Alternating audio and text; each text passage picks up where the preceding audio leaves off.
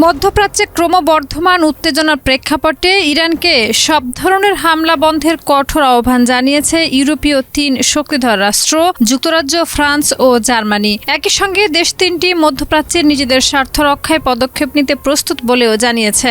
Niacinamide ও salicylic সমৃদ্ধ lily face wash যা ফেসের ডেড স্কিন সেল দূর করে দেয় দ্বিগুণ ফাস্টার ব্রাইটেনিং। এক যৌথ বিবৃতিতে প্রতিবেশী দেশগুলোর উপর ইরানের বিচারহীনভাবে এবং অসামঞ্জস্যপূর্ণ ক্ষেপণাস্ত্র হামলার তীব্র নিন্দা জানিয়েছে ৩ ইউরোপীয় দেশ। ব্রিটিশ প্রধানমন্ত্রী কিয়ার স্টারমার, ফ্রান্সের প্রেসিডেন্ট ইমানুয়েল ম্যাক্রো এবং জার্মান চ্যান্সেলর ফ্রেডরিক মার্জ তেহরানের প্রতি হামলা বন্ধ করার আহ্বান জানিয়েছেন। তারা মধ্যপ্রাচ্যে নিজেদের ও তাদের মিত্রদের স্বার্থ রক্ষায় প্রয়োজনীয় পদক্ষেপ নিতে প্রস্তুত বলে জানিয়ে বিবৃতিতে তারা বলেছে, আমরা আমাদের এই অঞ্চলে আমাদের মিত্রদের স্বার্থ রক্ষা করার জন্য পদক্ষেপ নেব।